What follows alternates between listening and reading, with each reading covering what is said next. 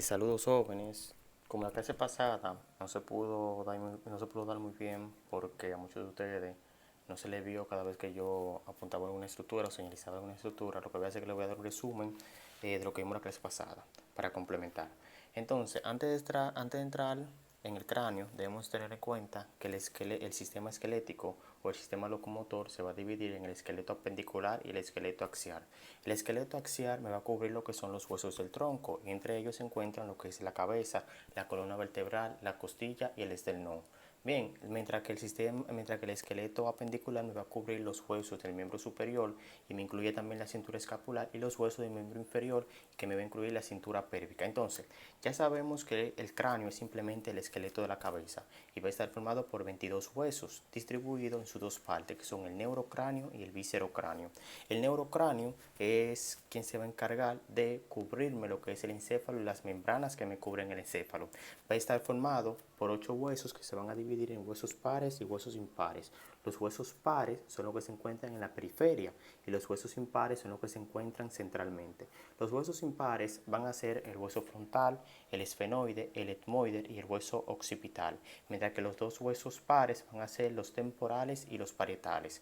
El neurocráneo se va a dividir en dos partes. Vamos a tener la carvaria, que va a tener una forma de cúpula, que también se le llama la bóveda craneal, y esta va a estar formada por el hueso frontal, por los huesos parietales y por el occipital. Y vamos a tener un piso que se le denomina base, que esta va a estar formada por el hueso esfenoide y por los temporales especialmente. El hueso etmoide va a formar una diminuta parte de la línea central a nivel de la base. Bien, tenemos el viscerocráneo, que me va a formar el esqueleto facial y por lo tanto es quien nos da la identidad. El viscerocráneo también va a estar formado por huesos pares y huesos impares. Los huesos impares son los que se van a encontrar distribuidos a nivel central, y los huesos pares son los que se van a encontrar distribuidos a nivel periférico. Los huesos impares son el hueso mandibular en forma de U, tenemos el vómer y tenemos el etmoide, mientras que los huesos pares van a ser los huesos nasales, los huesos lagrimales, los huesos maxilares, los huesos zigomáticos, y tenemos los cornetes nasales inferiores, que son los únicos cornetes o conchas que se van a encontrar o que se van a distinguir como huesos independientes, porque los cornetes nasales superiores y los cornetes nasales inferiores forman parte de lo que es el hueso etmoide el etmoide o el hueso etmoidal. Bien, cuando nosotros visualizamos lo que es la cara anterior a nivel del cráneo, lo primero que vamos a tener es el hueso frontal.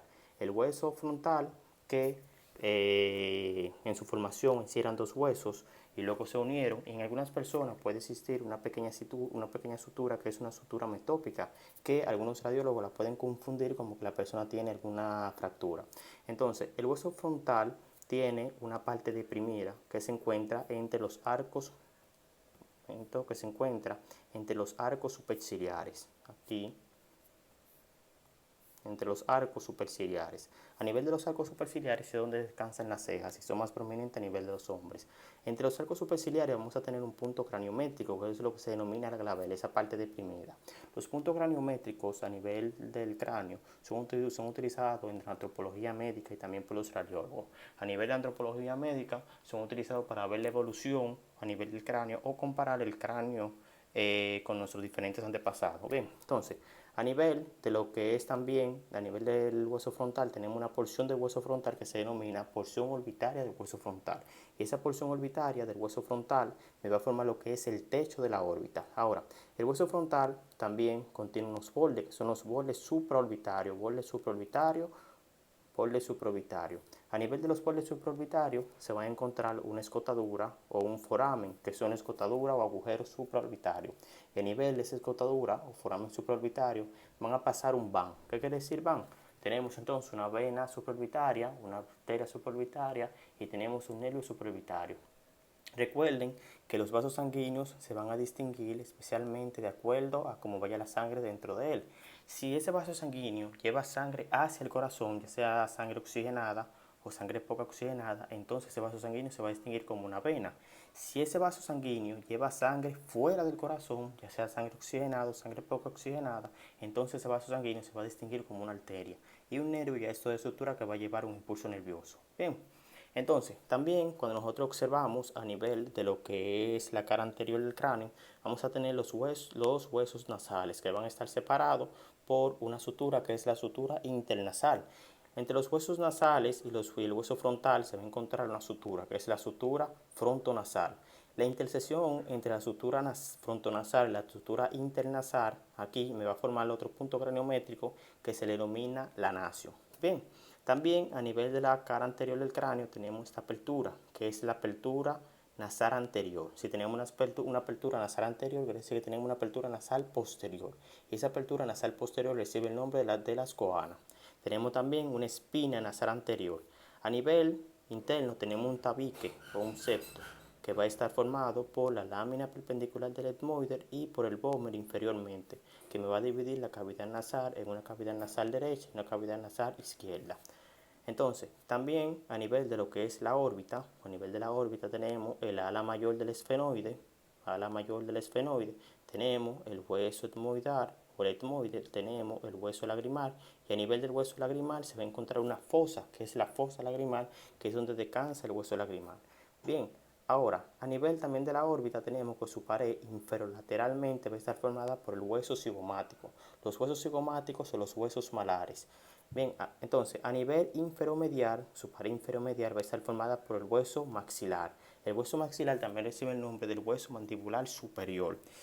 Entonces, a nivel inferior a lo que es la órbita tenemos un agujero o un foramen, que es el foramen infraorbitario, que también va a estar atravesado por la arteria supraorbitaria, por la vena supraorbitaria y por el nervio supraorbitario. Es decir, que también va a ser atravesado por un van. A nivel de lo que es el hueso maxilar, nosotros tenemos unas apófisis o unos procesos que son los procesos alveolares que me van a recibir los dientes. Al igual que en el hueso mandibular, tenemos también unos procesos que son los procesos alveolares que también me van a recibir los dientes. Entonces, a nivel de la mandíbula se va a dividir en un cuerpo y en una rama derecha y una rama izquierda. Anterior a la mandíbula vamos a tener una protuberancia, que es la protuberancia mentoniana. Y también tenemos la sínfisis mentoniana, que me marca lo que es la unión entre los huesos mandibulares, porque antes, o a nivel embriológicamente, nosotros teníamos dos huesos mandibulares que luego entonces se fusionaron y me formaron uno. Entonces también tenemos un pequeño agujero que es el agujero mentoniano, que también permite el paso de un van, del van mentoniano. Bien, entonces aquí tenemos otra imagen a nivel de lo que es la órbita. Tenemos aquí lo que es el techo de la órbita o la porción orbitaria del hueso frontal. Tenemos aquí lo que es el hueso esfenoide con su ala mayor. Tenemos aquí parte de su ala menor. Tenemos aquí el hueso cigomático. Tenemos el etmoide. Tenemos el hueso lagrimal, aquí hueso lagrimal y tenemos el hueso maxilar. Aquí también tenemos un agujero, unas fisuras. Por ejemplo, aquí tenemos el conducto óptico, tenemos la fisura orbitaria superior y tenemos la fisura orbitaria inferior. Entonces, cuando nosotros observamos la cara lateral del cráneo, lo primero que vamos a tener es la fosa temporal. El nivel de esa fosa temporal que va a estar limitada por la línea temporal superior y por la línea temporal inferior. Y también va a estar limitada por lo que es el arco cigomático. Ese arco que va a estar formado por la apófisis temporal del hueso cigomático y por la apófisis cigomática del hueso temporal. Ahora, algo muy importante y un punto craniométrico que tenemos que tener muy en cuenta, que se encuentra dentro de la fosa temporal, es el terio. El terio es el punto más débil a nivel del cráneo y está formado o permite la unión de la porción escamosa del hueso temporal, el ala mayor del esfenoide, el hueso frontal y el hueso parietal. Entonces, este punto a nivel del cráneo, culturalmente o ocultamente, es lo que se denomina la sien. Ahora, ¿por qué es tan importante el terio? Porque a nivel del terio, en su cara interna, descansa o pasa una arteria, que es la arteria meningia media. Y esa arteria meningia media nace de la primera porción de la arteria maxilar. Bien, esa arteria maxilar a veces es una rama terminal de la arteria carótida externa. Esa secuencia deben tenerla clara desde ahora. Más adelante, cuando yo le hable de las arterias o de la irrigación, vamos a ver todo eso. Algo que tienen que tener en cuenta es que cuando yo me refiero a irrigación, me estoy refiriendo a la nutrición que va a recibir el órgano. Bien, es decir, que va a recibir una sangre muy oxigenada que normalmente va a venir de las arterias. Cuando me refiero a drenaje, va a ser que ya esa sangre utilizada, metabólicamente utilizada, entonces va a ser drenada a través de las venas, que luego las venas entonces la van a llevar nuevamente al corazón, luego a los pulmones para que se oxigene. Bien, ese es el término irrigación y el término drenaje. Entonces, cuando yo le vaya a hablar de la irrigación, le voy a hablar de las arterias de un órgano. Cuando yo le vaya a hablar del drenaje, le voy a hablar de las venas de un órgano. Entonces, el terio, punto más débil a nivel del cráneo, porque en su cara interna pasa una arteria, que es la arteria meningia media, que es rama de la primera porción de la arteria maxilar. Entonces, a nivel de la cara lateral también se va a observar la fosa infratemporal, aquí debajo. Pero de esa fosa infratemporal vamos a hablar más adelante. Ahora aquí también vamos a tener lo que es la rama de la mandíbula. Y a nivel de la rama de la mandíbula tenemos lo que es la apófisis condilar, que se me une con la fosa mandibular del hueso temporal, formándome entonces la articulación temporomandibular. A nivel también tenemos lo que es el meato acústico interno. También tenemos lo que es la apófisis mastoide, aquí, apófisis mastoide. Y anteromedialmente a la apófisis mastoide tenemos esta pequeña apófisis que es la apófisis estiloide. La apófisis estiloide también van a tenerla en cuenta porque a nivel de la apófisis estiloide se inserta un grupo de estructura. Tenemos que se van a insertar 3 músculos y 2 ligamentos. Y ese conjunto de estructuras me van a formar lo que es un ramillete denominado ramillete de Riolano, que va a estar formado por 3 músculos. Los 3 músculos van a ser el músculo estilogloso, estilo faríngeo y el estilo hioideo, y 2 ligamentos que van a ser el ligamento estilo mandibular, que es un ligamento extrínseco de la articulación temporomandibular, y tenemos el ligamento estilo hioideo. Bien, ahora, la apófisis mastoide en los recién nacidos todavía se encuentra poco desarrollada. Es el punto de inserción del músculo esternocleidomastoideo. Vamos a ver que esa apófisis mastoide me protege un nervio que durante el parto se puede lesionar cuando hay un parto normalmente complicado. Bien, entonces, aquí vamos a tener ya una cara interna a nivel de lo que es la bóveda craneal. Por ejemplo, miren aquí donde nosotros tenemos lo que es el terio y aquí tenemos lo que es el relieve de la arteria meningia media. Observen aquí entonces como un trauma a nivel del terio me puede provocar entonces una lesión a nivel de la arteria meningia media. A nivel de lo que es el cráneo también nosotros tenemos un conjunto de huesos que se denominan huesos neumatizados. Y esos huesos neumatizados se denominan así porque en su interior tienen pequeñas celdillas de aire. Esas celdillas de aire son cubiertas por una mucosa y eso es lo que se denomina los senos paranasales, que son los que se ven inflamados durante la sinusitis. Por ejemplo, entre esos huesos neumatizados tenemos el hueso temporal, el hueso frontal, tenemos el etmoide, aquí, el etmoide, y tenemos también el esfenoide. Miren aquí cómo se ve el seno esfenoidal, lo bien que se ve aquí el seno frontal. Bien, ya aquí esta imagen me marca o me muestra lo que es la pared lateral a nivel de lo que es la cavidad nasal. Por ejemplo, la pared lateral de la cavidad nasal tiene unos relieves que son formados por unas conchas, que son las conchas nasales. Por ejemplo, miren aquí lo bien que se ve la concha nasal superior, la concha nasal media y la concha nasal inferior. Aquí lo que le dije anteriormente, que la única concha que se considera como un hueso independiente es la concha nasal inferior, porque tanto la concha nasal media y la concha nasal superior pertenecen a lo que es el etmoides. Entonces, acá nosotros tenemos lo que es una visión superior del cráneo. A nivel de lo que es la calvaria, especialmente la calvaria, nosotros vamos a tener un conjunto de suturas. Y esa sutura entonces se va a encontrar entre ellas formándome también unos puntos craniométricos. Por ejemplo, la primera sutura que tenemos que me une lo que es el hueso frontal y los huesos parietales es la sutura coronal. Sutura coronal. La sutura que me separa los huesos parietales va a ser la sutura sagital. Y la sutura que me separa los huesos parietales del hueso occipital va a ser la sutura lambdoidea. Ahora, entre ellas se van a formar unos puntos cranométricos donde se forma esa intersección. Por ejemplo, la intersección que se forma entre la sutura coronal y la sutura sagital se denomina brecma, que también es un punto cranométrico. La intersección o el punto cranométrico que se forma entre la sutura lambdoidea y la sutura sagital me va a formar lo que es el lambda. Bien, ahora, las suturas son tipos de articulaciones Las articulaciones de una manera general se van a dividir en articulaciones fibrosas, que son articulaciones totalmente fijas, articulaciones cartilaginosas, que son las semimóviles, y las articulaciones sinoviales, que son las articulaciones móviles, y por lo tanto son las articulaciones que se encuentran con mayor distribución a nivel del cuerpo. Entonces las suturas son articulaciones fibrosas, es decir, entre ellas no muestran movimiento. Bien, ahora más adelante vamos a ver que antes de que las suturas se maduren, existen entonces unas membranas fibrosas, que son las que se denominan fontanela, que más adelante vamos a ver para qué sirven esas fontanelas. Ahora, a nivel del hueso parietal pueden existir unos agujeros, que son los agujeros parietales. Esos agujeros son inconstantes, pero en la persona que lo tienen es un poco peligroso por lo siguiente. Los agujeros parietales son atravesados por una vena emisaria. Esa vena emisaria permite que el cuero cabelludo se una con lo que es el sistema venoso central.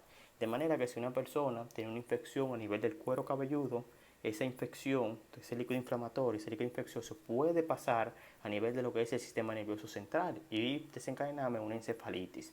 Por esa razón es tan importante tratar una infección a nivel del cuero cabelludo tan rápido y de la manera más oportuna.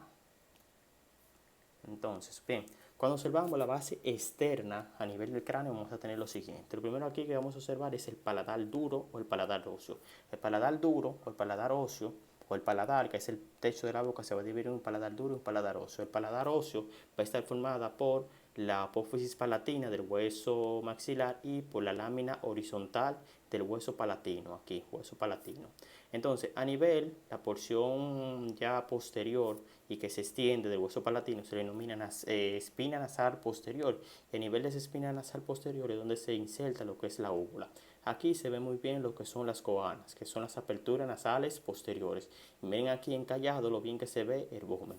A nivel de lo que es el paladar duro, nosotros tenemos una fosa, que es la fosa incisiva, que permite el paso de las estructuras nasopalatinas. Y a nivel de lo que es el hueso palatino, tenemos unos pequeños agujeros, que son los agujeros palatinos, que permiten el paso de los nombres y nervios con ese mismo nombre. Entonces, aquí también observamos este hueso en forma de mariposa, que es el esfenoide. El esfenoide debe estar formado por tres partes. Vamos a tener el cuerpo, las alas y las apófisis pterigoides.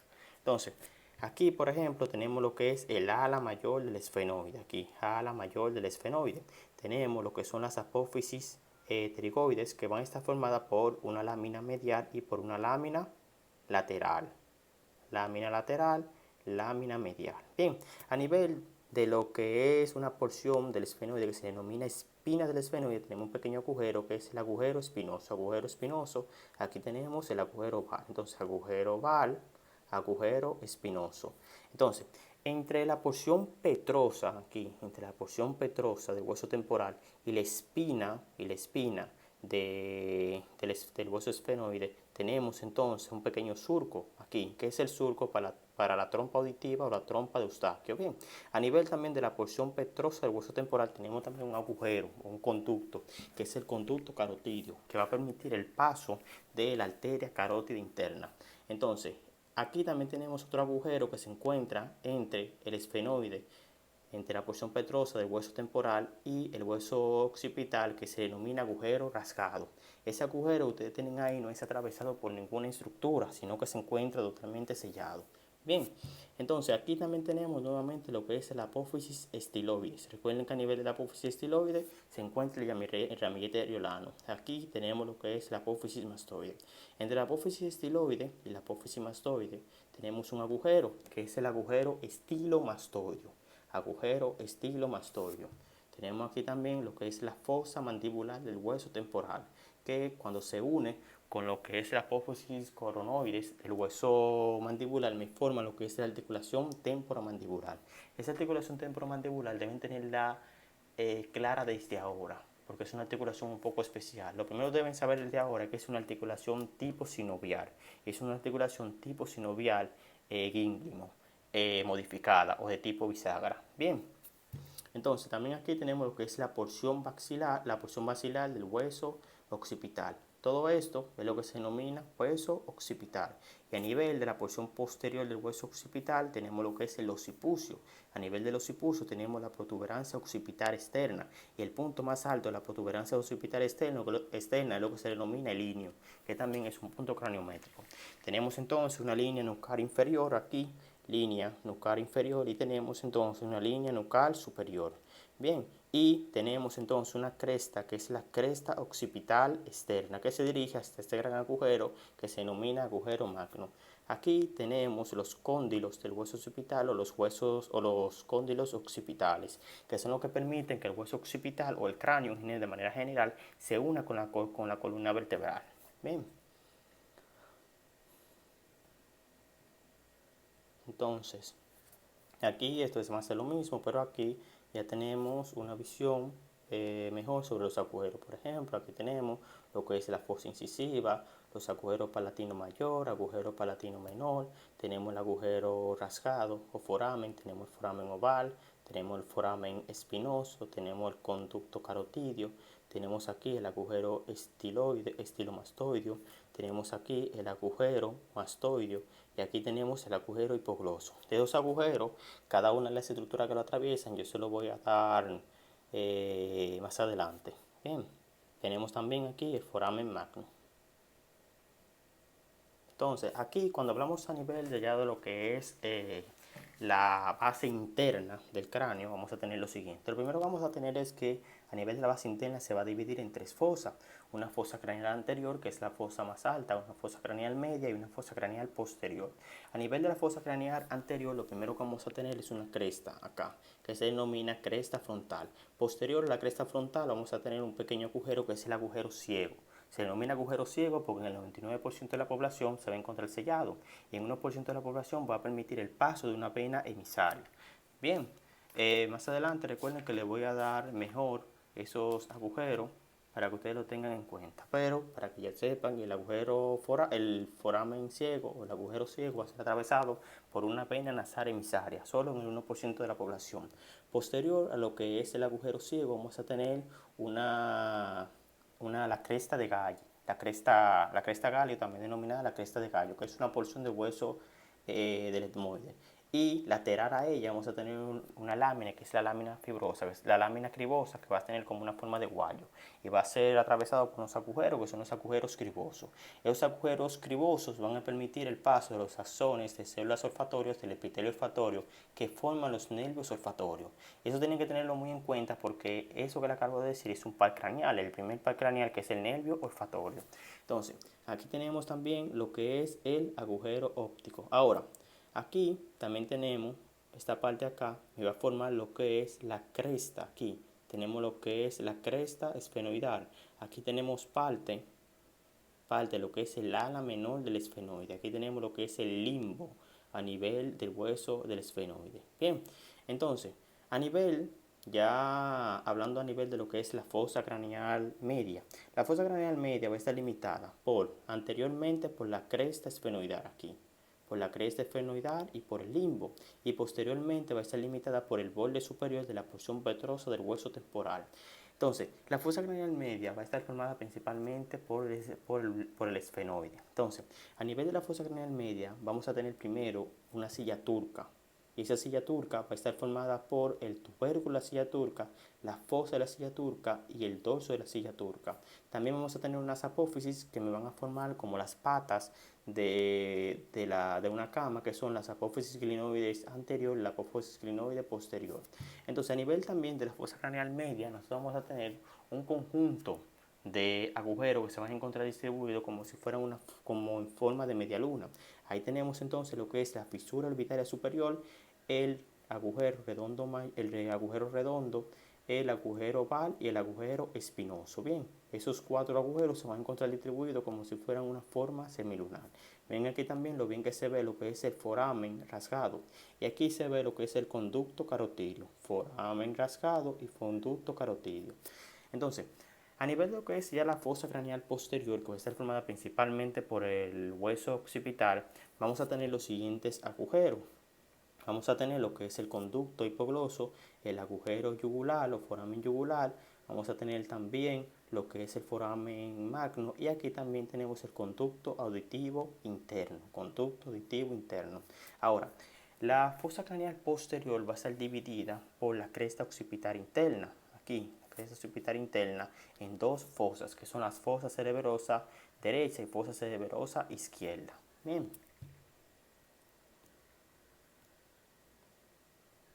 Entonces, anteriormente le dije que antes de la formación de, de la sutura, cuando antes de las suturas maduras, existen lo que son unas membranas fibrosas. Esas membranas fibrosas son lo que se denominan las fontanelas. Las fontanelas no son más que unas membranas fibrosas.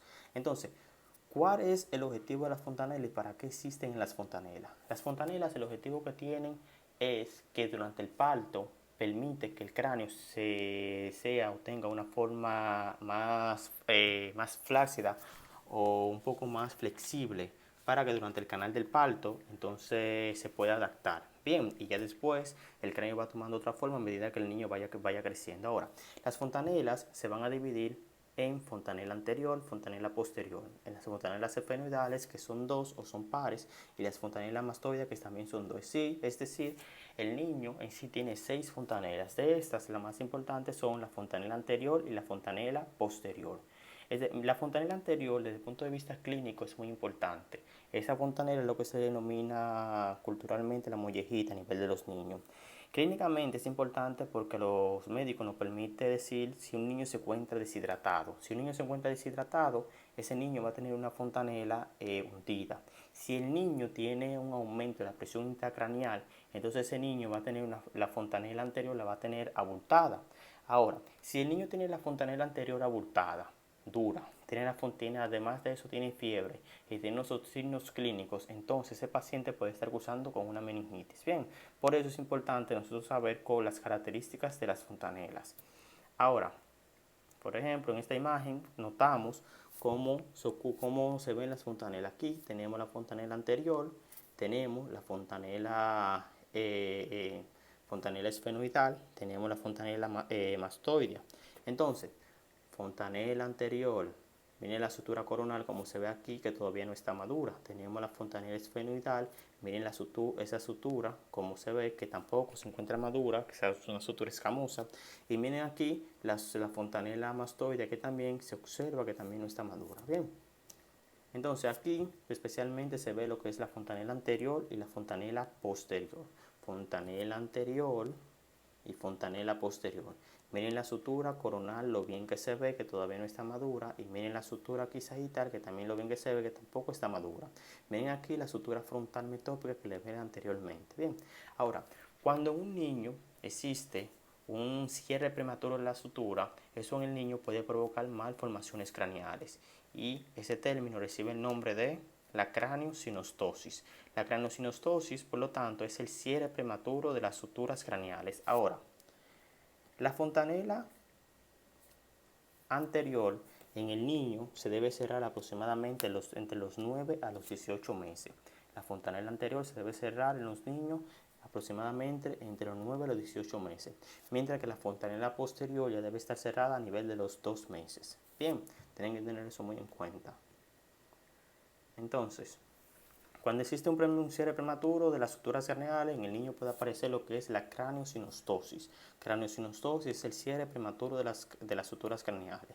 Ahora, esas suturas craneales, cuando se cierran, se cierran particularmente, ellas pueden producir en el niño malformaciones craneales. Cuando la sutura sagital se cierra prematuramente, el niño puede aparecer con una escafocefalia. Ese cráneo a nivel del niño se va a encontrar alargado y estrecho. Cuando la sutura coronal o la sutura landoidea se cierra de un solo lado, entonces ese niño aparece con una plagiocefalia. Ese niño va a tener un cráneo asimétrico y retorcido.